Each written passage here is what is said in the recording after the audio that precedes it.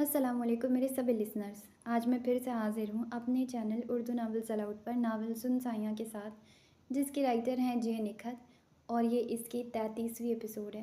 جلد اس ناول کو کنٹینیو کرتے ہیں. آپ چینل کو سبسکرائب کر لیں، ساتھ ساتھ لائک، شیئر اور کامنٹس کریں. تجھے کیا کہوں میرے چار اگر، اسی رہ گزر کی یہ بات ہے، جہاں دفن ہے میری حسرتیں، جہاں قید میری حیات ہے. بدر کی پیروی میں ایئرپورٹ کے احاطے سے باہر قدم رکھتے ہی روح تک تازگی کا فرحت بخش احساس اتار دینے والی باد نسیم نے آگے بڑھ کر انہیں خوش آمدید کہا تھا. سبک روی سے قدم اٹھاتے ہوئے ملگجے سے اندھیرے میں ڈوبے ارد گرد کے ماحول کا سرسری سا جائزہ لے رہی اس لڑکی کو نہ جانے کیوں اس فضا، ان ہواؤں سے اجنبیت محسوس نہیں ہو رہی تھی، بلکہ شناسائی کا ایک احساس تھا جو ذہن کو کسی کونے سے بار بار اس سے اپنے پن کا مان سونپ رہا تھا. یہیں رک جائیں، 2 منٹ میں ٹیکسی آ رہی ہے. اسے اپنی دھیان میں آگے بڑھتا دیکھ بدن نے ٹوکا تو وہ جذبات میں سر ہلاتی ہوئی اس کے برابر آن کھڑی ہوئی. کچھ کھائیں گی آپ؟ رات 9 بجے انہوں نے فلیٹ میں کھایا تھا اور اب صبح کے 6 بج رہے تھے. یہی خیال کر کے بدر نے پوچھا تو اپنے خیالوں میں گم اس نے ذرا چونک کر سر اٹھایا.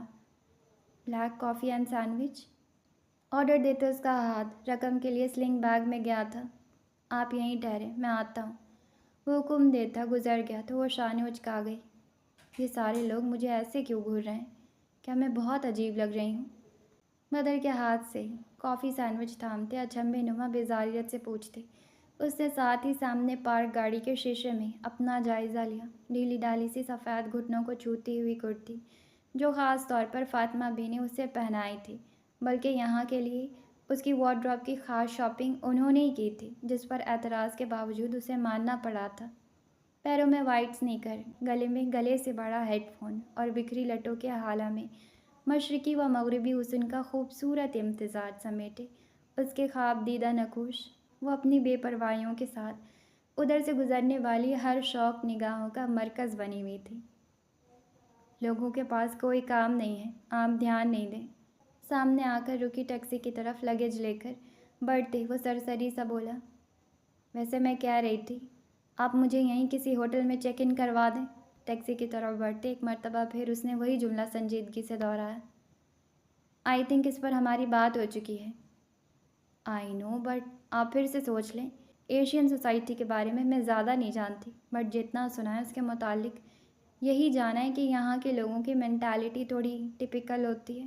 سو اینڈ ممکن ہے میرے آپ کے ساتھ جانے سے آپ کی فیملی کو سوشل کرائسس سے گزرنا پڑے. اسپیشل آپ مس جج ہو سکتے ہیں، and of course other angle سے آپ کی فیملی کو سیویئر کرائسس فیس کرنے پڑ سکتے ہیں. سو اٹس بیٹر کہ آپ ابھی سوچ لیں. ویسے بھی میں اکیلے سروائیو کر سکتی ہوں. اور دھیان سے. اتنے سالوں کی واقفیت میں پہلی بار اسے سنجیدگی و متانت سے بات کرتے سن رہے بدر نے اچانک اس کی جیکٹ کا سرا تھام کر اپنی جانب کھینچا تھا، جس کے باعث وہ گھٹی گھٹی سے چیخ کے ساتھ ہوا کے جھونکے کے مانند اس کی جانب لہرائی. وہ تصادم سے گریز کے لیے سائیڈ ہو گیا، جبکہ وردہ نے پیچھے پلٹ کر دیکھا تو کوئی تیزی سے ٹرالی بیگ گھسیٹتا ہوا بنا سوری کی زحمت کیے گزر گیا تھا. ال مینرڈ. دانت پیستے اس کی ساری وڈ باری سیکنڈ میں ہوا ہوئی تھی. یہاں سروائیو کرنا اتنا بھی آسان نہیں ہے مس وردہ. بدر نے پچھلا دروازہ کھولا. بٹ آپ عقل مند لوگ قدم اٹھانے سے پہلے سوچتے ہیں، اٹھانے کے بعد یہ زحمت اٹھانا احمقوں کا وتیرہ ہے، اور آپ یہاں ہماری ذمہ داری ہیں. آپ کو کسی چیز کی فکر کرنے کی ضرورت نہیں ہے، ہم بس سب سنبھال لیں گے. بیٹھے پلیز. وہ متانت سے بولا تو وہ سر ہلاتی اندر بیٹھ گئی. بدر بھی فرنٹ ڈور کھول کر ٹیکسی ڈرائیور کے برابر بیٹھ گیا. ٹیکسی ایئرپورٹ کا احاطہ پیچھے چھوڑتی ہوئی تیزی سے خوبصورت وادی سے گزرنے لگی. فرنٹ سیٹ پر براجمان بدر کا دل برسوں بعد اپنی بہن اور ابا سے ملنے کی خوشی سے نہال تھا، تو پچھلی سیٹ پر نشست تھا. وردہ کی کیفیت ناگفتہ سی تھی. مترا، تجھے معلوم ہے یہ منانا کسے کہتے ہیں؟ تالاب کے کنارے بیٹھے مترا کے آگے کو موڑے ٹانگ پر بیٹھتا نگاہ کاٹیج پر ٹکائے اس نے انتہائی سنجیدگی سے یوں سوال کیا تھا، گویا اس پر پوری دنیا کی ترقی منحصر ہو. جواباً مترا صاحب نے جگالی کرتے ہوئے یوں اگنور پالیسی کو اپنایا گویا وہ یہاں موجود ہی نہ ہو۔ ہاں بیٹے، تجھے کیسے معلوم ہوگا منانا کسے کہتے ہیں؟ تو نام سے ہی شہنشاہ ہے۔ تیری منت سماجت کرنا تو ہم جیسے حقیر بشر کا کام ہے۔ حضور اعلیٰ تو محظوظ ہوتے ہیں فقط۔ اپنے مسئلے کے یوں نظر انداز ہونے پر اس نے ٹھیک ٹھاک برا منایا تھا، جس پر مترا کا انداز ایسا تھا جیسے کہہ رہا ہو بات تو درست ہے، ہم ٹھہرے شاہانہ مزاج لوگ۔ اس کے انداز پر وہ چڑھ کر کچھ کہنے ہی لگا تھا کہ مان فون وائبریٹ ہوا۔ اسکرین پر ننھا افسر جگمگا رہا تھا۔ اول تو حزب عادت خیال کال منقطع کرنے ہی کا تھا، پھر کچھ سوچ کر اٹھا لیا اور حزب توقع 5 سے 7 منٹ تک، پھر اس کی کھنچائی چلے شکار کا پلان کینسل کرنے پر۔ پھر بالآخر کام کی بات 2 منٹ کر کے وہ رابطہ منقطع کرنے لگا کہ دلاور کی زبان بلا ارادہ پھسلی۔ اچھا، تو نے کبھی کسی کو منایا ہے؟ میرا مطلب ہے منانا بنانا آتا ہے تجھے؟ اور خبردار جو فضولیات بکی تو سیدھے سے جواب دینا ہے تو دے، ورنہ فون بند کر دے۔ سوال کے ساتھ اس نے تنبیہ دھمکی بھی دیا تو دوسری جانب بھٹی صاحب کا حلق تک کھڑوا ہوا، لیکن باز آنا ان کی سرشت میں کہا تھا۔ بھائی، ہم عام سے بشر ہیں، آپ جیسا شاہی مزاج نہیں افورڈ کر سکتے جو مکھی تک ناک پر بیٹھنے نہ دے۔ ہم تو منانا کیا، منت سماجت اور ضرورت پڑنے پر قدموں میں گر کر گڑ گڑا بھی لیتے۔ دکھی انداز میں بھٹی صاحب نے حقیقتاً مبالغہ آرائی کی حد ہی کر دی تھی۔ ہو گئی بکواس؟ مترا اور اس نے بیک وقت فون کو خوشمگی انداز میں گھورا تھا۔ ہاں، اور سب سے پہلے تو میں یہ بتا دوں منانے کے بھی اقسام ہوتے ہیں۔ تم کس منانے کی کیٹیگری کی ڈیل جاننا چاہتے ہو؟ پہلے وہ واضح کرو۔ آرام سے ٹانگ پھیلا کر دام میں آئے سیاحت کا مزہ لینے کے لیے مصنوعی سنجیدگی کا چولا اوڑھتے اس نے معاملے کو مزید پیچیدہ دکھایا۔ اقسام ہوتے ہیں؟ ریئلی؟ مترا اور دلاور دونوں کی آنکھیں حیرت سے ابلی۔ جی سرکار سا، اور اتنی ہی نہیں، ان اقسام میں بھی درج ذیل اقسام ہوتے ہیں۔ ادھر سے ٹھنڈی آہ کے ساتھ مسئلہ کو مزید گمبھیر بنانے کے لیے بھرپور مبالغہ آرائی ہوئی۔ مثلاً؟ تشویش زدہ نظر پہلے مترا پھر کاٹیج پر ڈالتے پوچھا۔ مثلاً آپ منانا کسے چاہتے ہیں؟ فیملی ممبر کو، دوست احباب کو، یا سمون اسپیشل کو؟ پھر آتا ہے منا کس لیے رہے ہیں؟ فقط سامنے والے کا لاڈ اٹھانے کے لیے، اپنی غلطی کا مداوع کرنے کے لیے، یا پھر بے قرار دل کو قرار دینے کے لیے، یعنی سمون اسپیشل کو اسپیشل محسوس کروانے کے لیے؟ پھر آتا ہے کہ آپ منائیں گے کیسے، لفظوں سے، مادی اشیاء سے، یا پھر اپنا دل و جان ایک کر کے کچھ اس طرح کہ میں ایک آوارہ لڑکا ایسی باتیں کرتا بھلا نہیں لگوں گا۔ کسی ماہر لو گرو کی طرح بھرپور چھچورے انداز میں گیان بانٹ کر اچانک اپنے گنوارے ہونے کے احساس پر اس کا بھونڈے انداز میں شرمانا۔ دلاور کا حقیقتاً دل کیا تھا سائنس کی ترقی ایسا کوئی ایپلیکیشن لانچ کر پاتی جس پر وقت ضرورت مکھیلات بھی سینڈ ہو سکتے۔ میری غلطی تھی جو میں نے تجھ سے فضول سوال کیا اور تیرے واہیات جواب سے اپنا وقت برباد کیا، اب دفع ہو جا۔ جب آ کر کہتے دوسری جانب کی دہائی سنے بغیر فون لاک کر کے اس نے سائڈ پر رکھا، نظر کاٹیج پر ٹکائی، پیشانی پر واپس پریشانی کے 3 بل نمودار ہو گئے۔ ایک معظم بھٹی کے علاوہ کوئی تھا بھی نہیں اس کے پاس مدد کے لیے، اور وہ شخص بنا رج کے خوار کرے مدد کرنے کا ہرگز قائل نہیں تھا۔ اسے کبھی کسی نے منایا تھا نہیں، نہ کسی سے اس کے ایسے مراسم تھے کہ ماننے منانے تک کی نوبت آئے۔ مختصراً اس کیفیت کیا اس لفظ سے بھی اس کا پہلا واسطہ تھا جو گلے میں ہڈی کی طرح اٹک گیا تھا۔ ایسا نہیں تھا کہ وہ روایتی بیویوں کی طرح منہ پھلا کر دھرنے پر بیٹھ گئی تھی۔ وہ اس کی ضروریات کا مکمل خیال رکھ رہی تھی، تاہم ناراضگی کا جتاتا ہوا انداز برقرار تھا جو ہر فکر کو گرد کی طرح جھاڑ دینے والے حریف زادے کے افکار کا مرکز بن گئی تھی۔ توقف سے میسج ٹیون کے آواز پر اس نے فون اٹھایا تو معظم کی طرف سے وائس میسج موصول ہوا تھا۔ اسیر شخصیت ہو گئے ہیں آپ ظالم صاحب، زبان سے بھلے اعتراف نہ کریں، آپ کا روم روم اقرار کی مالا جھپ رہا ہے، اور اسی خوشی میں بنا تنگ کیے بتا رہا ہوں۔ خاص انسان کو منانے کا انداز بھی خاص ہوتا ہے بدھو صاحب، اور بھابھی کو شخصی طور پر نہ جان کر بھی میں کہہ سکتا ہوں تم خلوص دل سے ان کے لیے جو بھی کرو گے وہ نہال ہو جائیں گی۔ ویسے عام طور پر لڑکیوں کو پھول، تحفے اور کہیں خوبصورت جگہ گھمانے لے کر جائیں تو مان جاتی ہیں۔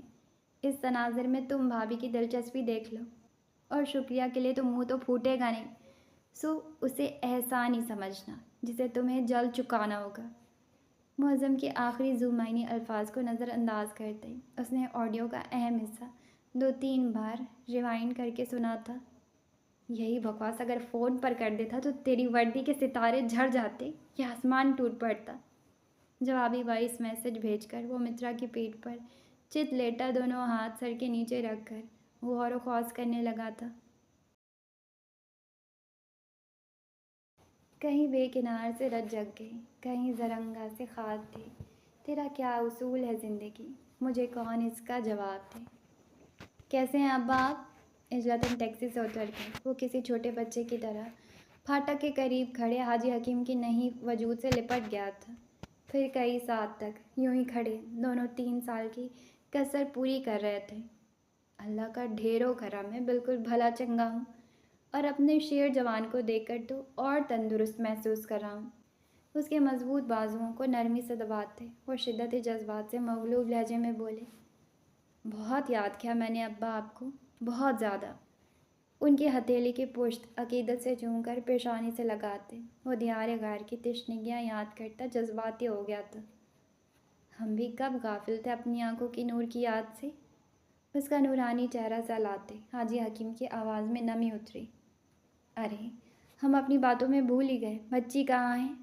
پیشانی چھوتے انہوں نے پوچھا تو بدن نے ازبات میں سر ہلاتے ہوئے دروازہ کھولا۔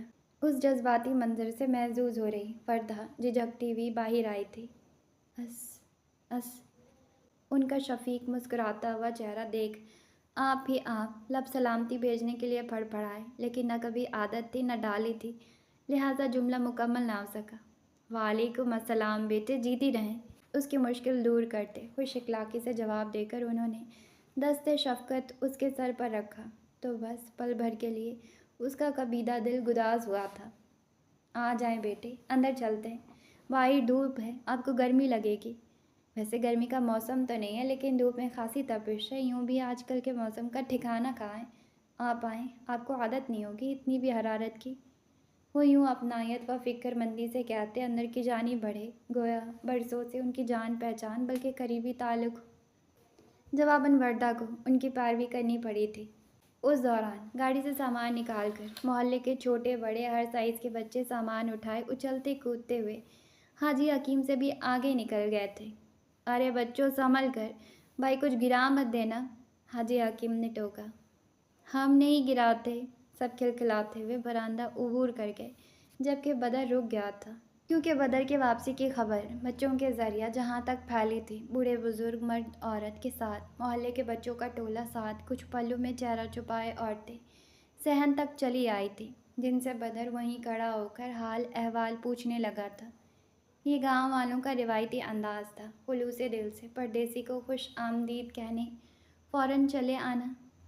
لیکن وردہ کو اس بھیڑ کی وجہ سراسر اپنا وجود لگا تھا، کیونکہ لوگ وہیں سے جھانک جھانک کر اسے بھی دیکھ رہے تھے، جس وجہ سے وہ غیر آرام دہ محسوس کر رہی تھی، جو حاجی صاحب کی زیر نگاہوں سے مخفی نہ رہ سکی تھی۔ بیٹے آپ آرام سے بیٹھ جائیں، یہ لوگ بدر سے ملنے آئے ہیں، محبت کرتے ہیں اس سے۔ ابھی تو یہ سلسلہ کم از کم بھی 1.5-2 ہفتہ چلے گا۔ دراصل بدر محلے کا پہلا لڑکا ہے جو بیرون ملک پڑھنے گیا تھا، اس لیے بھی لوگ اشتیاق سے ملنے آتے ہیں۔ گاؤں کے سادہ لوگ ہیں نا، وہ متبسم انداز میں قصداً تفصیلاً گویا ہوئے تاکہ وہ کچھ غلط نہ سمجھ لیں، جبکہ وہ اچنبھے سے بڑھتی ہی جا رہی بھیڑ کو دیکھ رہی تھی۔ آپ منہ ہاتھ دھو کر کچھ کھا پی لیں، اس کے بعد چاہیں تو آپ بھی ان سے مل سکتی ہیں۔ جی میں، وہ متعجب سی متوجہ ہوئی۔ ہاں، لوگ ہمارے پوتے کے ساتھ ہماری پیاری سی نواسی سے بھی تو ملنا چاہتے ہیں نا، وہ مسکرا کر بولے تو وردہ زندگی میں پہلی بار یوں اپنے لیے معتبر حوالہ استعمال ہونے پر ان کا نورانی چہرہ کئی ساعت تک دیکھے گئی تھی۔ بھائی مریم، زینب، کہاں ہیں آپ لوگ؟ ذرا بچی کو کمرے میں لے کر جائیں، تازہ دم ہو جائیں گی، تھک کر آئی ہیں، میں ذرا بچوں میں چاکلیٹ بانٹ آؤں۔ وہ شانے پر رومال درست کرتے کھڑے ہوئے، جبکہ وردہ کچن سے برآمد ہوئی لڑکی کی جانب متوجہ ہوئی جو نہ جانے کیوں شرما رہی تھی۔ جاؤ بچی، مریم کمرے میں لے جائے گی، اور جو بھی ضرورت ہو ان سے کہہ دینا آپ، اسے پچکارتے انہوں نے ٹیبل سے چاکلیٹ کا ڈبہ اٹھایا تھا۔ گاؤں میں جب کوئی پردیس سے آتا ہے تو ملنے آنے والوں کو سوغات دی جاتی ہے، اس لیے میں چاکلیٹ بانٹنے جا رہا ہوں بچوں میں، آپ جائیں۔ اس کے انکہے سوال کا نرمی سے جواب دیتے اسے اندر جانے کا اشارہ کر وہ باہر کی جانب بڑھ گئے تھے۔ وہ کچھ ساعت تک وہیں کھڑی ان کی مہربان پشت دیکھتی رہی، پھر اس لڑکی کی تقلید میں چل پڑی۔ کچھ لوگوں میں ہنر ہوتا ہے پل میں غیروں کو اپنا بنانے کا، یہی ہنر حاجی حکیم کی حلیم شخصیت میں تھا، جس وجہ سے روزانہ ملاقات ہونے والوں کا چہرہ تک پہچاننے سے انکاری وردہ ان سے چند منٹ کی ملاقات میں متاثر ہو گئی تھی۔ کھوئی ہوئی ہوں اس قدر اپنی تلاش میں، موجود ہوں جہاں وہیں اکثر نہیں ہوں میں۔ آپ یہاں خیریت تھی؟ ہاں۔ اچانک پشت سے ابھری شراسہ آواز پر بری طرح چونکتے نہ صرف چہرہ سمیت پورا وجود چھپا رہی چادر زمین بوس ہوئی تھی، بلکہ ہاتھ میں موجود پیپرز بھی بکھر گئے تھے۔ چادر کو ویسے ہی چھوڑ کر وہ ہڑبڑا کر پیپرز سمیٹنے جھکی تو اس کی بوکھلائی حالت دیکھ خود معظم بوکھلا گیا تھا۔ خیریت ہے؟ وہ پیپر سمیٹ کر متاع حیات کی طرح چھپاتی کھڑی ہوئی تو معظم نے تحیر سے پوچھا، میری خیریت، آپ کا درد سر کب سے ہو گیا ہے؟ اور کیا آپ جاسوسی کر رہے ہیں میری؟ ہر جگہ بنا دستک در آمد ہو جاتے ہیں۔ مسئلہ کیا ہے آپ کے ساتھ آخر؟ اس کی چھاپا مار نزول سے شدید خائف وہ برس پڑی تھی۔ مسئلہ مجھے تو کوئی نہیں، البتہ آپ کا کوئی مسئلہ لگ رہا ہے۔ آپ مجھے بتائیں، میں اگر ہیلپ کر سکوں۔ اس کی گولہ باری کے جواب میں وہ فکر مندی سے پیشکش کر رہا تھا۔ بہت شکریہ، لیکن مجھے آپ سے کسی قسم کی مدد درکار نہیں ہے، لہٰذا اتفاقاً بھی کہیں مجھ پر نظر پڑ جائے تو مہربانی فرما کر نظر انداز کرتے گزر جائیے گا، آئندہ سے۔ نیچے سے چادر اٹھاتے شاہانہ انداز میں حکم جاری ہوا۔ ہمہ وقت نگاہوں میں بسے رہنے والوں کو نظر انداز کرنا ممکن نہیں ہوتا۔ اس کے کچھ دھوپ، کچھ غصے کی وجہ سے سرخیاں جھلکا رہے حسین چہرے پر پھسلتی نگاہوں کو ڈپٹتا وہ بڑبڑایا، کیا کہا؟ کچھ نہیں، دراصل میں پوچھ رہا تھا آپ گاؤں کے اندرونی حصے میں وہ بھی اکیلی کیوں آئی تھی، بنا گاڑی یا ملازمہ کے؟ معظم نے کچھ تشویش سے پوچھا۔ جیسا رعب وہ اپنی شخصیت میں رکھتی تھی اور جس ٹھاٹ و شاہانہ انداز کو وہ کیاری کرتی تھی، گاؤں کے اس حصے میں اکیلے وہ بھی یوں سیاہ چادر میں چھپ کر آنا نہ صرف تشویشناک بلکہ پر اسرار بھی تھا۔ آپ کو مسئلہ ہے کہیں میرے آنے جانے سے؟ اس کی تیوریاں عیاں ہونے کے خوف سے خطرناک حد تک چڑھی۔ نہیں، لیکن میں اکیلی آؤں، اپنے ساتھ ملازموں کی فوج لے کر آؤں، بارات لے کر آؤں یا جلوس، آپ کو کیا مسئلہ ہے معظم صاحب؟ آپ کیوں میری چوکیداری میں لگے ہوئے ہیں؟ رہیں آپ اپنے عزیز دوست اور ان کے عزیزوں کے ساتھ، بس میری جان بخش دیں۔ غصے سے نتنے پھلا کر ہاتھ جوڑتی، پھر جلدی سے خاکی لفافہ چادر میں چھپاتی۔ اب وہ گھور رہی تھی۔ آپ دونوں بھائی بہن صبح و شام کھڑے کے جوس سے کلا کرتے ہیں، یا آپ دونوں کا ٹوتھ پیسٹ بنتا ہی تیکھی ترین مرچ سے ہے؟ دھواں دھار گولہ باری کے جواب میں ایسا بھڑکتا ہوا سوال کرنے کی ہمت بلا شبہ بھایا ناز شخصیت بھٹی صاحب کا ہی حوصلہ تھا۔ جی کچھ ایسا ہی ہے، لہٰذا آپ اجتناب ہی کریں کلام کرنے سے، جان چھڑانے والے انداز میں کہتی وہ مڑنے لگی کہ اگر واقعی کوئی مسئلہ ہے تو آپ مجھے کہہ سکتی ہیں، میرا وعدہ ہے اپنی جان سے زیادہ آپ کی راز کی حفاظت کروں گا۔ وہ ہمکتے دل کے ہاتھوں مجبور پھر پوچھ بیٹھا تھا، اب کہ وہ بنا بھڑکے نہایت آہستگی سے عجب سوز و عالم آنکھوں میں لیے مڑی تھی۔ کس قدر عجیب اتفاق ہے نا، میرے مسئلوں کی سنوائی کے لیے کسی کے پاس وقت نہیں ہے تو کوئی اپنی جان امانت رکھ رہا ہے، پر خیر میں اپنے مسائل خود حل کرنے کی اہل ہوں، شکریہ۔ پھیکے بے رنگ و ساز لہجے میں کہتی وہ چادر سے اپنا حسین چہرہ ڈھکتی ایک سمت بڑھ گئی تھی۔ دور سے بے حد مکمل و خوش باش نظر آنے والے گھرانوں میں اکثر ایسے کردار ہوتے ہیں جنہیں عدم توجہی کی آندھی تنکا تنکا بکھیرتی ہے۔ تاسف سے کہتا وہ بھی سست قدموں مخالف سمت میں بڑھ گیا تھا۔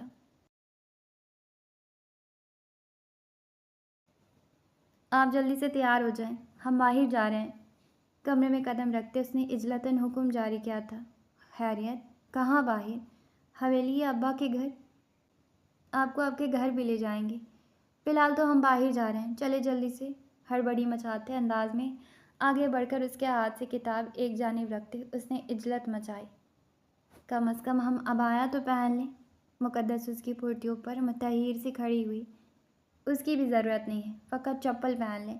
ہم باہر یعنی باغ کی سیر کے لیے نکل رہے ہیں، آ جائیں اب جلدی سے۔ مزید واضح کرتا وہ خود ہوا کے گھوڑے پر سوار دروازے کی سمت بڑھ گیا تھا۔ آ جائیں، رک کیوں گئیں؟ آہٹ کو ہم قدم نہ دیکھ وہ بوڑھا، ہم نہیں آ سکتے۔ کیوں؟ وہ چمبے سے فاصلہ سمیٹ کر قریب آیا تھا۔ ہمیں ہمارے ابا اور بھائی کے بعد صرف آپ نے دیکھا ہے۔ آپ کے بعد ہم پر کسی غیر مرد کی نگاہ پڑے اس کی اجازت نہ ہمیں ہمارا دین دیتا ہے نہ ہی دل۔ ہمیشہ کی طرح شفاف آنکھوں سے اسے قائل کرتی ہوئی وہ صاف گوئی سے گویا ہوئی تھی۔ آپ آ جائیں۔ سیکنڈ کے توقف سے اس نے چوڑی ہتھیلی پھیلائی۔ لیکن آپ ہی نے بتایا باہر 200 کے قریب ملازم کام کرتے۔ وہ اب کی تشویش میں پڑی تھی۔ ساتھ میں نے یہ بھی تو بتایا تھا وہ 200 ملازم میرے حکم کے تابع ہیں، میری اجازت کے بغیر وہ نگاہ اٹھانے کی جرات نہیں کر سکتے۔ آپ پر نظر غلط ڈالنے کا جرم کرنا تو بہت دور کی بات ہے۔ بڑے استحقاق سے کبھی انگلیوں کی گرفت میں اس کی مرمری کلائی نرمی سے مکید کرتا وہ مضبوط قدم چوکھٹ عبور کر گیا تھا۔ وہ ایک وجد کی سی کیفیت میں اس کے مضبوط قدموں کے ہمراہ اس کے ساتھ کھنچتی چلی گئی تھی۔ اوائل مارچ کے دن تھے، نہ بہت گرمی تھی نہ ہی شدید سردی، اور دوپہر ڈھلنے کے بعد تو ویسے بھی سورج اپنی تھوڑی بہت تپش بھی کھو دیتا تھا۔ بہار کی آمد کے باعث چاروں جانب سبز چادر بچھی ہوئی تھی۔ بس بجری کی روش تھی جو ان مخملی گھاس کے درمیان واضح تھی اور اس کی ہمراہی میں کھنچتی ہوئی تالاب تک چلی آئی تھی۔ تالاب کے قریب پہنچ کر دلاور نے اس کی کلائی کو آزاد کیا تو وہ اپنے چاروں جانب بکھرے قدرتی حسن سے مالا مال نظاروں کا اشتیاق سے جائزہ لینے لگی تھی۔ بلا شبہ گلستان بہار اپنی نام ہی کی طرح بہار کا منہ بولا ثبوت تھا، لیکن اس کی دلکشی میں چار چاند لگاتے تھے یہ ننھے جانور۔ اس کی پرشوق نگاہیں وہاں ادھر ادھر بے فکری سے پڑے جانوروں کی حرکت و سکنات کو جانچنے لگی تھی۔ قریب ہی ہری ہری گھاس پر لوٹ رہے سفید براق شرارتی خرگوش کا جوڑا، ان سے کچھ دور پروں کو سمیٹ کر ایک دوسرے میں گم بیٹھے موروں کا جوڑا، تالاب کی دوسری جانب اس ٹہنی سے اس ٹہنی پھدک رہی گلہریاں، کاٹیج کے باڑے سے ذرا دور بنائے گئے باڑے میں تندرست سی کھڑی جگالی میں مصروف سفید و سیاہ جرسی گائے۔ ان سب نظاروں سے گزرتی اس کی نگاہ تالاب کے بالکل کنارے بیٹھے بکری پر ٹھہر گئی تھی، جس کے دودھ سے سفید دو نومولود بچے ادھر سے ادھر دوڑ رہے تھے۔ کبھی دوڑتے ہوئے ماں سے دور جاتے تو کبھی دوڑ کر ماں کے قریب آتے، لاڈ کرنے لگتے۔ جواب میں بکری بھی زبان سے ان کا سر چاٹتی، ان کی حوصلہ افزائی کرتی تو وہ واپس دوسری جانب دوڑ لگا دیتے۔ یہ حسین منظر وہ وقتاً فوقتاً دور کھڑکی سے دیکھ کر مبہوت رہ جاتی تھی، لیکن آج قریب سے دیکھ کر کھو سی گئی تھی۔ بکری کے بچے دوڑتے ہوئے اس کی ٹانگوں کے قریب آ کر اس کا پیر چاٹنے لگے تو وہ بے اختیارانہ گھٹنے ٹیک دونوں کو اپنی باہوں میں اٹھاتی ہوئی کھڑی ہو گئی تھی۔ کتنے پیارے ہو آپ لوگ! ان کے نرم نرم بالوں کی نرماہٹ محسوس کرتی وہ بچوں کی طرح خوش ہوئی تھی۔ پر بچے مچلنے لگے اور بچوں کی آواز سن کر ماں بھی کھڑی ہو گئی تھی، جس پر ایک جانب سینے پر بازو باندھ کر کھڑا اس کے خوبصورت چہرے پر بکھر رہے قوس قزح سے رنگوں سے محظوظ ہو رہے دلاور کو مداخلت کرتے قریب آنا پڑا تھا۔ یہ دونوں ابھی صرف ایک ہفتے کے ہیں، سو فقط اپنی ماں سے مانوس ہیں۔ آپ کچھ دن ان کے ساتھ گزاریں تو یہ آپ سے مانوس ہو سکتے ہیں۔ دلاور کی نرمی سے بتانے پر اس نے دونوں بچوں کو نیچے چھوڑ دیا۔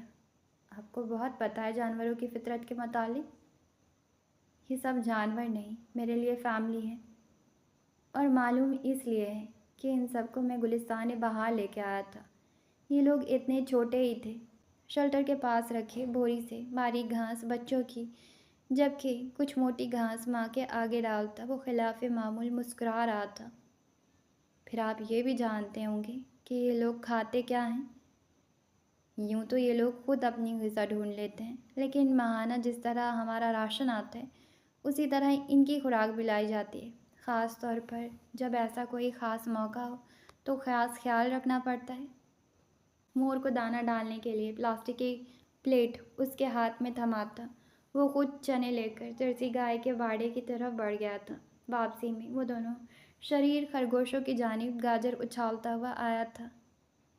پلیٹ موروں کے جوڑوں سے کچھ دور رکھ دے۔ وہ بازو سینے پر لپیٹ کر متاثر کن نگاہوں سے اس کی حرکات دیکھ رہی تھی۔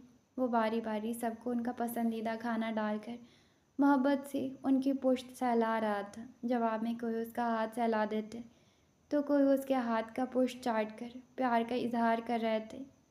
آپ روزانہ تو یہ سب نہیں کرتے، بس شہنشاہ کے پاس دیکھا آپ کو۔ کھلے چھوٹے سے ٹب میں تالاب سے پانی لے کر جب بکری کے بچوں کو ڈال کر وہ واپس اس کے قریب آیا تو پوچھے بغیر نہیں رہ سکی۔ ہاں، وہ تھوڑا نخریلا اور موڈی ہے، اس لیے اس کی خدمت مجھے کرنی پڑتی ہے۔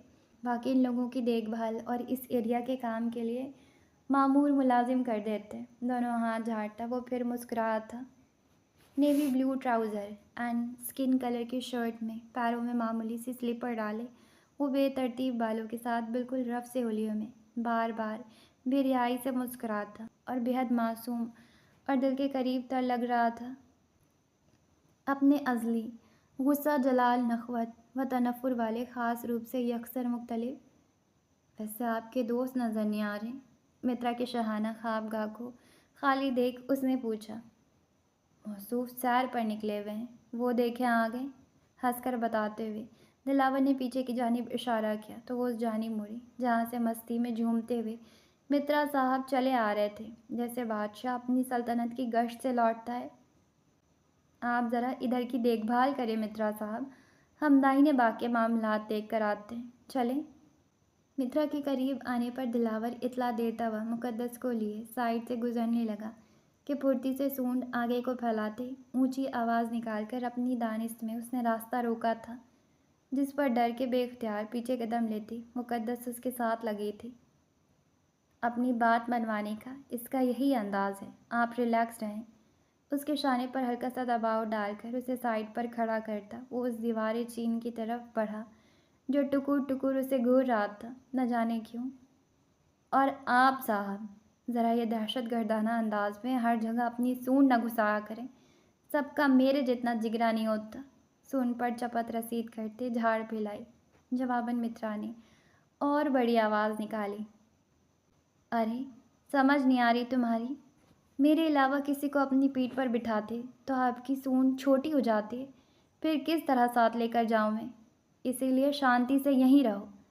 اس کے ضدی اشارے کو سمجھ پشت سہلا کر پچکارتا ہوا وہ مڑنے لگا کہ مترا کی اگلی حرکت پر اپنی جگہ حیرت کا مجسمہ بنا، کیونکہ وہ بنا سیکنڈ کی تاخیر کیے اپنے دونوں سامنے کے پیر موڑتا ہوا کسی شہزادی کی تعظیم میں جھکنے کے انداز میں جھکا تھا، جس کا مطلب تھا وہ مقدس کو اجازت دے رہا ہے اپنی پیٹھ پر سوار ہونے کی، جو کہ کسی معاوضہ سے کم نہیں تھا، کیونکہ آج تک معظم سے باوجود خاصی دوستی ہونے کی اس نے اسے تک اپنا سوار نہیں بنایا تھا، حتیٰ کہ بسا اوقات دلاور تک کو نکیل ڈالنے میں کامیاب ہو جانے والی داجی تک یہ شرف حاصل نہ کر سکے تھے۔ اس وحدانیت کے قائل ضدی مگر وفادار جانور نے فقط دلاور کو یہ حق دیا تھا، اور آج وہ یہ حق ایک اور ہستی کو سونپ رہا تھا، مگر سوچ سمجھ کر حوالہ اور مقابل کے دل و زندگی میں اس کا مقام و مرتبہ دیکھ کر۔ مترا تو شہنشاہ کے اس اقدام سے باضابطہ اس نے اپنی دھڑکنوں میں ایک انوکھا ارتعاش محسوس کیا تھا۔ آنکھیں بلا تعویل بے بانگ دہل اسے اپنانے پر تفاخر سے چمک اٹھی تھی۔ اس کے نام سے مہوے رقص رہتی اپنی دھڑکنوں کا راز جان کر بھی زبان سے جو اقرار وہ بارہا کوشش کے باوجود کرنے سے قاصر تھا، وہ بے زبان جانور نہ صرف وہ سمجھ گیا تھا بلکہ اس کے شایان شان اس نے اسے قبول کر وہ مقام بھی اپنے انداز میں دے دیا تھا۔ یہ ناراض ہو گئے ہیں کیا؟ جبکہ مترا کا یہ غیر متوقع اقدام اس کے لیے تشویش کا باعث بنا۔ نہیں، پھر یہ آپ کو دعوت دے رہا ہے اپنا سوار بننے کی؟ جوابی مسکراہٹ اس کی گہری تھی۔ لیکن یہ تو ہمیں جانتے ہی نہیں نا۔ اس کی حیرانگی اپنی جگہ بجا تھی۔ لیکن مجھے تو جانتا ہے۔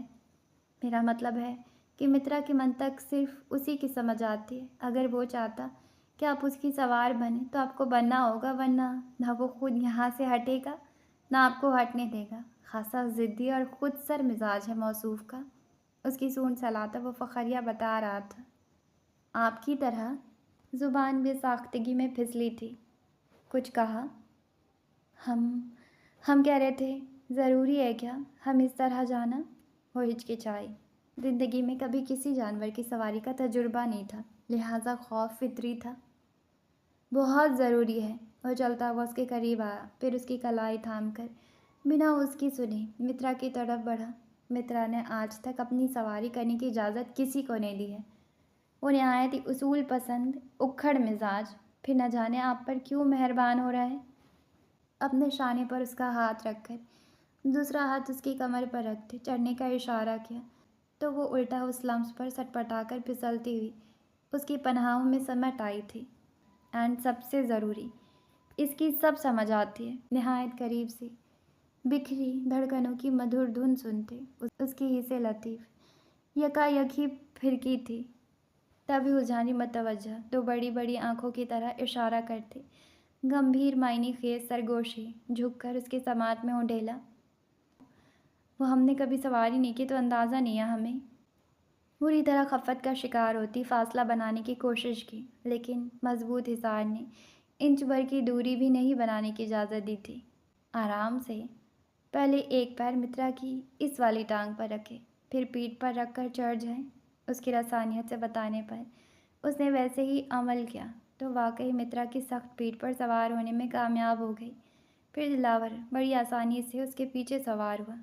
اللہ! شنچا کی بڑی سی آواز نکال کر اٹھنے پر ایک مرتبہ پھر اس کا سندل سراپا لہرا کر پورا کا پورا اس کے کشادہ سینے میں آن سمایا تھا، جس پر حیا سے اس کے گال دہک اٹھے تھے۔ لیکن ادھر شہنشاہ کو بچی کی پرواہ کہاں تھی؟ وہ تو اپنے مخصوص شاہانہ انداز میں قدم اٹھاتا جا رہا تھا، جس سے بار بار سنبھلنے کی کوشش میں وہ اس کے حصار میں سمٹتی جا رہی تھی۔ اور دوسرا وہ تھا جو لبوں کی تراش میں محظوظ کن مسکراہٹ سمیٹے ہر درد کا علاج جانے کا دعویٰ کرنے والی حکیم صاحبہ کا لا علاج مسئلہ سے جدوجہد کا نظارہ بڑی دلچسپی سے ملاحظہ کر رہا تھا۔ آپ مسکرا کیا رہے ہیں؟ مدد کریں ہماری، اس طرح تو ہم گر جائیں گے۔ بالآخر اس کو خفگی سے جتانا پڑا۔ جو حکم؟ فوراً حکم بجا لاتے دونوں شانے تھام کر مزاحمت کرتے وجود کو مزید قریب کیا۔ مترا کی عادت ہے جھومتے ہوئے بنداس چلنے کی، اگر آپ گرنا نہیں چاہتے تو میرا بازو پکڑ لیں۔ اس نے فراخ دلی سے اپنا بازو آگے کیا، جسے سیکنڈ ضائع کیے بغیر مقدس نے تھام لیا تھا۔ کلیجہ منہ کو آیا ہوا تھا۔ ایسے میں فطری شرم و حیا کو اہمیت دیتی تو شرط یا دو چار بڑے بڑے پیس ہی واپسی ہونی تھی۔ دلاور حزب عادت دونوں جانب پیر ڈال کر بے فکری سے بیٹھا تھا، جبکہ مقدس ایک جانب پیر گرا کر بیٹھی تھی، اس کا بازو مضبوطی سے تھامے ہنوز خوف زدہ تھی۔ ریلیکس ہو جائیں۔ شانے پر نرمی سے دوسرا بازو پھیلاتے اس کے زمین بوس ہونے کے امکانات مزید کم کیے تو وہ خشک لبوں پر زبان پھیرتی ترچھی نگاہوں سے چند انچ کے فاصلے پر موجود اس کا وجیح چہرہ دیکھنے لگی، جس کی وجاہت میں ہلکی ہلکی بیئرڈ نے رعب و دبدبہ شامل کر دیا تھا۔ اتنا خاص ہے وہ شخص کہ اسے خود احساس نہیں۔ پھر اپنی حرکت پر خود ہی خجل سی ہوتی وہ ارد گرد نگاہ دوڑانے لگی، جن میں جلد ہی دلچسپی کے ڈھیروں رنگ اتر آئے تھے۔ وہ لوگ بالکل درمیان میں بنی سیمنٹ کی روڈ سے جا رہے تھے، جبکہ دونوں جانب پیڑ ہی پیڑ بکھرے ہوئے تھے، جن کی خاص بات یہ تھی کہ سارے ہی قد و جسامت میں یکساں تھے اور ایک ہی قطار میں تاحد نگاہ ترتیب سے چلے جا رہے تھے۔ ان کی ترتیب، لمبائی، چوڑائی اس قدر ایک دوسرے سے مماثلت رکھتی تھی گویا کسی نے بیٹھ کر ناپ تول کر ان کے پتے ٹہنی اور احاطہ کی گئی جگہ محدود کی ہو، خاص ہدایت کے ساتھ کہ اس سے زیادہ یا کم نہیں پھیل سکتے، اور قطاروں کے بیچ کا فاصلہ اس قدر واضح اور صاف ستھرا تھا جیسے ابھی بھی کوئی جھاڑو لگا کر زرد پتے اٹھا کر لے گئے ہوں۔ دائیں جانب آم کا باغ تھا، جس کے ہر پیڑ پر مکمل طور پر پھلوں سے لدا ہوا تھا، جبکہ بائیں جانب شہتوت کے چھوٹے چھوٹے درخت تھے جن میں رسیلے شہتوت لٹک رہے تھے، وہ تو نیچے سے احتیاطاً جالی لگائی گئی تھی، ورنہ نہ جانے کتنے پھل برباد ہو جاتے۔ باغ کا یہ حصہ مکمل طور پر آم، شہتوت اور امرود کے درختوں سے آباد ہے۔ اس حصے کی مٹی ان پھلوں کے لیے کافی زرخیز ہے، اس لیے یہاں مختلف نسل و نوع کے یہی پیڑ لگائے گئے ہیں۔ اسے شوق و اشتیاق سے کبھی ادھر تو کبھی ادھر سر گھما گھما کر دیکھتا دیکھ دلاور نے گائیڈ کا فرض نبھایا۔ نسل؟ کیا سارے پیڑ ایک جیسے پھل نہیں دیتے؟ اس کی حسین آنکھیں حیرانگی سے پھیلی۔ اس نے آنکھوں سے تبلیغ ہی کچھ اس طرح کی، میں بنا سوچے سمجھے محبت پر ایمان لے آیا۔ جواباً دلاور کا نفی میں سر ہلا تو بڑھتے حیرت سے شفاف آنکھوں کا احاطہ مزید بڑھ گیا، جس میں عین ممکن تھا وہ ڈوب کر ابھر نہیں پاتا۔ تبھی نگاہوں کا زاویہ بدل کر گویا ہوا۔ شہتوت میں زیادہ اقسام نہیں پائی جاتی، پھر بھی ہم نے دور دراز سے اس کی مختلف اقسام اکٹھا کرنے کی کوشش کی ہے۔ البتہ آم کی ہمارے پاس 30 سے زائد قسم موجود ہیں۔ 30 سے زائد؟ آپ لوگ پہچانتے کس طرح ہیں؟ دلچسپی کے ساتھ مقدس کو شدید حیرت بھی ہو رہی تھی، کیونکہ پھل کی ہیٹ و جسامت سے لے کر ذائقہ تک میں فرق ہوتا ہے، حتیٰ کہ تنہ اور پتے کی بناوٹ میں بھی واضح فرق ہوتا ہے، اور مختلف نسل کے لیے پراپر ایریاز ہیں۔ اس کے علاوہ پھل الگ الگ موسموں میں دیتے ہیں۔ الگ موسم؟ کیا آپ کے آم گرمی میں نہیں آتے؟ وہ پوری کی پوری گھوم کر مستفسر ہوئی۔ میرے نہیں، پیڑ کے آم، تصحیح کرتے دلاور کا گونجا بھاری کہکا مقدس کو ٹھیک ٹھاک خفت میں مبتلا کر گیا۔ خجل ہو کر غیر محسوس انداز میں فاصلہ بنانے کے لیے وہ کھسکنے لگے کہ دلاور نے گرفت مضبوط کرتے اس کی کوشش کو ناکام کیا۔ میرا مطلب ہے کچھ پھل جلدی پک جاتے ہیں، کچھ دیر سے پکتے ہیں۔ کئی قسم ایسی بھی ہے جسے کچا یعنی کیری ہی کھایا جاتا ہے، تو اسے ویسے ہی سپلائی کرنا ہوتا ہے، اور کچھ ایسے بھی ہیں جو سال کے 12 مہینے یعنی سردی میں بھی پھل دیتے ہیں۔ امپورٹڈ ہے وہ نسل۔ متبسم انداز میں انگلی سے مختلف حصوں کی سمت اشارہ کرتا وہ اسے اپنے خون پسینے سے سینچے اس گلستان کے چپے چپے کی چیدہ چیدہ معلومات دیتا گیا تھا، اور وہ شوق و اشتیاق سے اس کی معلومات کی وسیع ذخیرہ سے محظوظ ہوتی بار بار اس کا چہرہ دیکھ رہی تھی۔ وہ ایک لمحہ کے جب سارے رنگ ایک ہوئے، کسی بہار نے دیکھا نہ ایسا سنگم پھر۔ کوئی نہیں کہہ سکتا تھا یہ وہی ضدی، خود سر خرد دماغ شخص ہے جو اشتعال انگیزی کی کیفیت میں جیتے جاگتے انسان تک کی پرواہ نہیں کرتا، جو اس وقت ایک ننھے سے پودے تک کو لے کر اس قدر حساس و فکر مند لگ رہا تھا جیسے وہ کوئی پودا نہیں، اس کی بدن سے پیدا ہوا کوئی نو مولود بچہ ہو۔ بس ثابت ہو گیا ہے، یہ نرم خوش شخص دنیا کی بے حسی اوڑھ کر بے حس بنتا تھا، ورنہ اس کے اندر ایک بے حد حساس انسان بستا تھا۔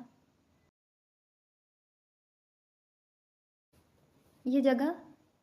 وہ لوگ بالکل باغ کے آخری حصے میں چلے آئے تھے، جب ایک جانب ہموار کی ہوئی وسیع خالی جگہ کی سمت اشارہ کرتے اس نے پوچھا، جہاں کالی مٹی غالباً کہیں دوسری جگہ سے لا کر ڈالی گئی تھی۔ یہاں اس سال آم کے پودوں کی نئی نسل کو لگایا جائے گا۔ وہ مترا کی پیٹھ تھپک کر رکنے کا اشارہ کرتا ہوا بولا۔ اس کا اشارہ سمجھ کر شہنشاہ ویسے ہی پیر سمیٹ کر جھکا تو پہلے دلاور نے خود اترتے اپنے سہارے اسے بھی نیچے اتارا۔ اوف اللہ! کیا ہوا؟ ہماری جوتی پھنس گئی چکنی مٹی میں۔ پریشانی سے پیروں کی سمت اشارہ کیا، جہاں اس کی سادہ سی جوتی پیر سمیت کالی مٹی میں دھسی ہوئی تھی۔ پیر نکال لیں آپ۔ اس کے نرم پیروں کو مس ہو رہی کالی مٹی نہ جانے کیوں اسے سخت ناگوار گزری تھی، تبھی ماتھے پر بل نمودار کیے حکم دیا۔ لیکن پھر ہم پہنیں گے کیا؟ آپ یہ پہن لیں۔ اپنی چپل کھول کر اس کے پیروں کے قریب کرتے دیے حکم پر مقدس نے پہلے پریشانی سے سلیپر پھر اس کے چہرے کو دیکھا۔ پہن لیں جلدی سے۔ کالی مٹی سے اسے کوفت ہو رہی تھی۔ لیکن آپ؟ میرا مسئلہ نہیں ہے، مجھے عادت ہے، بلکہ مجھے آپ کو لانگ بوٹس پہنا کر لانا چاہیے تھا۔ وہ اپنی لاپرواہی پر بڑبڑایا، جبکہ مقدس نے جیسے تیسے اتنے بڑے سلیپرز میں اپنا پیر اڑ سے دروازہ کھول کر پہلے لکڑی کی کرسی اسے دیتا۔ وہ اندر بڑھا۔ مقدس کنفیوز سی کرسی پر بیٹھنے ہی لگی تھی کہ گڑگڑ کی آواز پر بدک کر آواز کی سمت متوجہ ہوئی جہاں خالی سیمنٹ حوض میں پانی کی موٹی سی دھار رواں ہوئی تھی۔ شاید اس نے موٹر ڈالا تھا۔ وہ بیٹھنے کا ارادہ ترک کرتی جلدی سے حوض کے قریب آئی، لبوں پر شریر سے مسکراہٹ دباتی، پہلے ایک دو مرتبہ دھار کو چھوتے۔ اس نے اب کے دونوں ہاتھوں کو آگے کیا، پھر چلوں میں پانی بھر کر اپنے مٹی سے اٹے پیروں میں ڈالیں، پھر بچوں کی طرح اس حرکت کو دہرانے لگی۔ آپ حوض میں پیر ڈال کے بھی دھو سکتے ہیں۔ موٹر روم کی دہلیز سے اس کی معصوم اٹکھیلیاں دیکھ رہا دلاور نفی میں سر ہلاتا قریب آیا۔ پانی گندا نہیں ہو جائے گا؟ اس نے حوض میں جمع ہو رہے شفاف پانی کو دیکھتے پوچھا۔ پودوں میں جاتا ہے یہ پانی، بندے نہیں پئیں گے۔ چڑھ جائیں۔ اپنے ہاتھ کا سہارا دیتے اس نے حوض کی باؤنڈری پر چڑھ کر بیٹھنے میں مدد کی۔ ویسے ہمیں بہت شوق تھا کھیتوں میں چلتے ان موٹرز کو قریب سے دیکھنے کا۔ اب وہ باؤنڈری پر بیٹھی حوض میں بچوں کی طرح پیر ہلاتی خود ہی مسکرائی جا رہی تھی۔ اس دل برا کے نرم و نازک پیر شفاف پانی میں دھل کر کچھ اور گلابیاں بکھیرنے لگے تھے۔ بے ارادہ پنڈلیوں پر پھسلتی نگاہیں اس کی ملائمت کو نرمی سے محسوس کرتی ٹھہر سی گئی تھی۔ کسی کو محبت کی زنجیر میں باندھنا ہو تو اس کے پیروں میں پازیب باندھ دو۔ داجی کی کبھی کہی آواز اس کی سمت میں گونجے تو اس کا چور دل زور و شور سے عجبی خواہش میں ضدی بچے کی طرح مچلنے لگی۔ آپ کچھ کھائیں گی؟ بے لگام نگاہوں سمیت دل کو ڈپٹتے اس نے منہ آیا سوال کیا۔ باغ کے اس انسان گوشے میں آپ کیا کھلانے کا ارادہ رکھتے ہیں ہمیں؟ وہ بے ساختہ جل ترنگ سا ساز بکھیرتی لطیف سے انداز میں مستفسر ہوئی۔ پھل مثلاً یہ، یا پھر آپ چاہیں تو بیر کا درخت بھی ہے ادھر۔ شہتوت کا گچھا بدقت اس کی جانب بڑھاتا وہ بولا۔ یہ کہاں سے؟ اچنبے سے گردن موڑ کر مقدس نے دیکھا تو شہنشاہ کی سونڈ میں بڑی سی ٹہنی کو لٹکتا دیکھ باقی الفاظ لبوں پر ہی دب گئے۔ آپ یہ کھائیں، میں بیر لے کر آتا ہوں۔ نہیں، یہ کافی ہے۔ اس کا بازو تھام کر روکتے وہ شہتوت کا ایک گچھا لے کر پانی میں دھو کر کھانے لگی، جبکہ وہ شہنشاہ کی سونڈ سے ٹہنی لے کر اس سے پھل توڑتا اس کے منہ میں ڈال رہا تھا۔ مترا کے یوں بنا کہے پھل توڑ کر لانے پر بھی اسے بالکل حیرانگی نہیں ہوئی تھی، کیونکہ شہنشاہ صاحب کے اس سے بڑے بڑے کارناموں سے وہ محظوظ ہو چکی تھی۔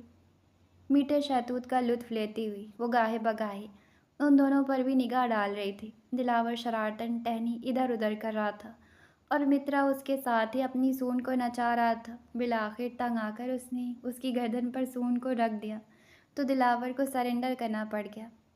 بہت محبت ہے نا آپ کو ان سے؟ پیار جتانے کے انوکھے انداز کو متبسم نگاہوں سے دیکھتی وہ مستفسر ہوئی۔